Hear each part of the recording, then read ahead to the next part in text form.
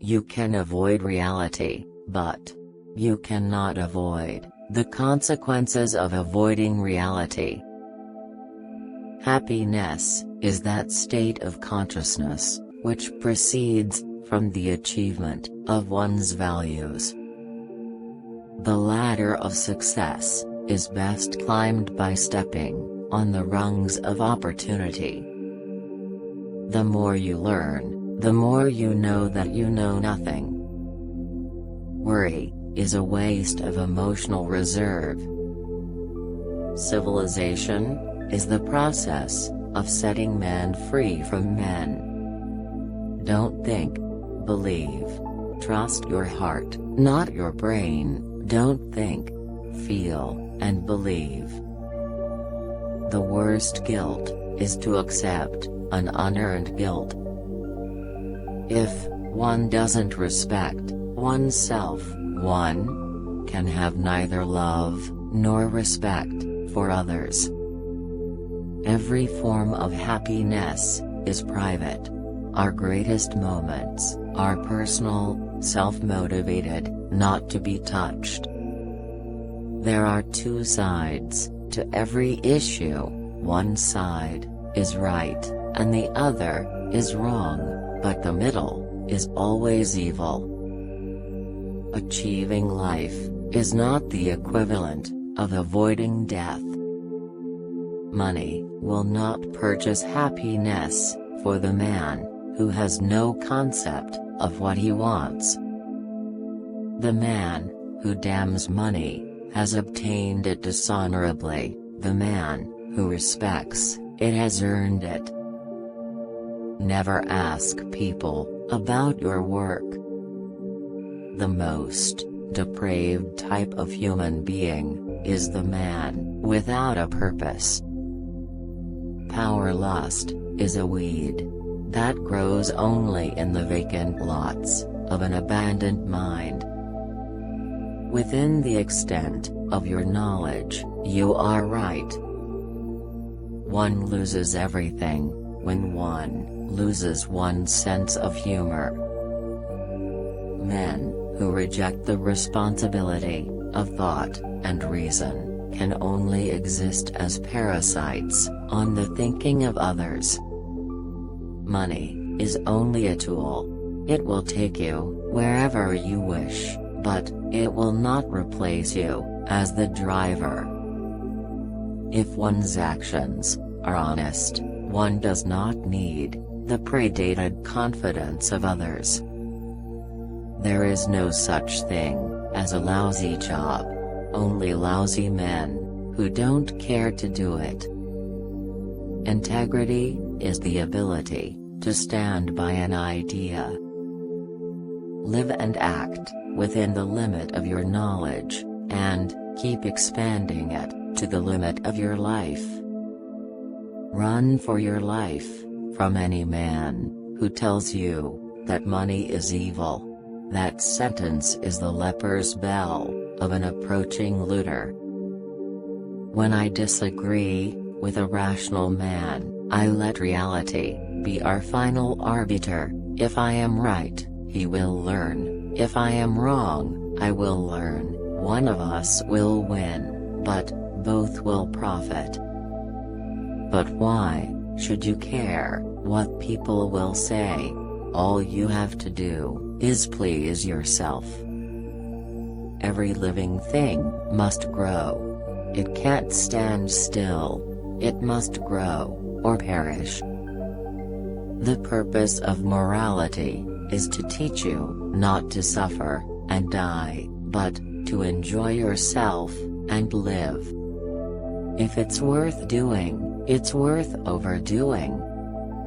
Never think of pain, or danger, or enemies, a moment longer than is necessary to fight them. Contradictions do not exist. Whenever you think that you are facing a contradiction, check your premises. You will find the tone of them is wrong. The man who does not value himself cannot value anything or anyone. To say I love you One must know, first, how to say the I. A creative man is motivated by the desire to achieve, not by the desire to beat others. Freedom, to ask nothing, to expect nothing, to depend on nothing.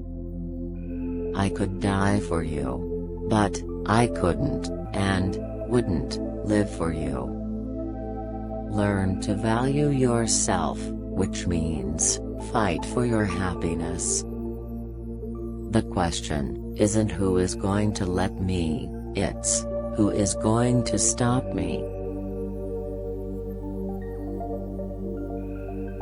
Alice O'Connor, born name, Elise Zinovievna Rosenbaum, was born on 2nd of February, 1905, better known by her pen name, Ayn Rand, was a Russian-born American writer and philosopher. She is known for her fiction, and for developing a philosophical system she named Objectivism. She born and educated in Russia, she moved to the United States in 1926. After 2 early novels that were initially unsuccessful, and 2 Broadway plays, she achieved fame with her 1943 novel, The Fountainhead. In 1957, Rand published her best-known work, the novel, Atlas Shrugged.